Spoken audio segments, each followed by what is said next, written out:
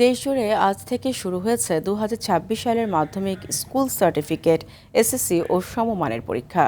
সকাল 10টা থেকে দেশের 11টি শিক্ষা বোর্ডের অধীনে এই পরীক্ষা শুরু হয়। শিক্ষা মন্ত্রণালয়ের দেওয়া তথ্য অনুযায়ী এ বছর মোট 30,666টি শিক্ষা প্রতিষ্ঠানের 18,57,344 জন শিক্ষার্থী পরীক্ষায় অংশগ্রহণ করছে। এর মধ্যে ছাত্র সংখ্যা 9,30,305 জন এবং ছাত্রী সংখ্যা 9,27,039 জন।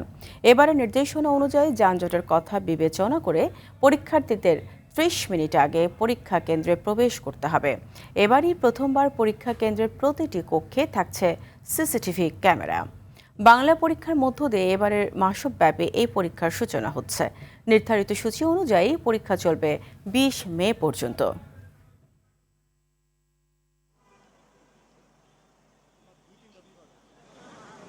শিক্ষা যেন হয় আনন্দমুখর, প্রতিটা পরীক্ষা যেন হয় চাপ মুক্ত, যেখানে ভয় থাকবে না, ভীতি থাকবে না, উৎসাহ থাকবে, উদ্দীপনা থাকবে এবং অভিভাবকরা প্রেরণা যোগাবেন ইনশাআল্লাহ।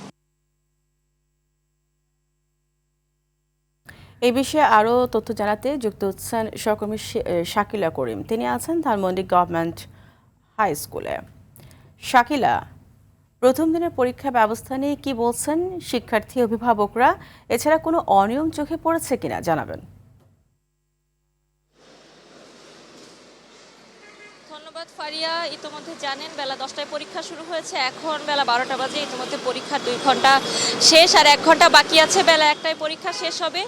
এবং 10টার আগে যে 8টার সময় পরীক্ষা কেন্দ্র খুলে দেওয়ার একটি সিদ্ধান্ত এবছর প্রথমবারের মতো নেওয়া হয়েছে। এতে ভোগান্তি ছাড়াই সমস্ত পরীক্ষার্থীরা এসে তাদের নির্ধারিত যেসব কেন্দ্র রয়েছে সেই কেন্দ্রে কেন্দ্রে এসে উপস্থিত হয়েছেন এবং তাদের অভিভাবকরাও তাদের সঙ্গে এসেছেন। যেহেতু প্রথম দিনের পরীক্ষা একটা উৎকণ্ঠা থাকে, একটা উত্তেজনা থাকে, জীবনে প্রথমবারের একটি বোর্ড পরীক্ষা।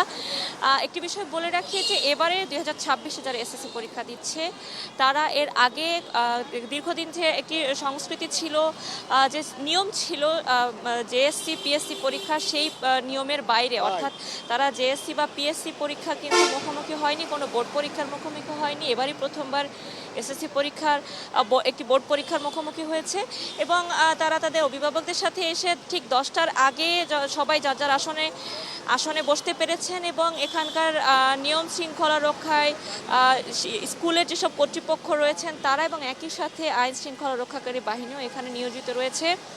তারা এসে এখানে কাজ করছেন এবং সুশৃঙ্খলভাবে শিক্ষার্থীদেরকে এখান থেকে তাদেরকে জায়গা মতো বসা সব রকম সুযোগ সুবিধা করে দেওয়া হয়েছে।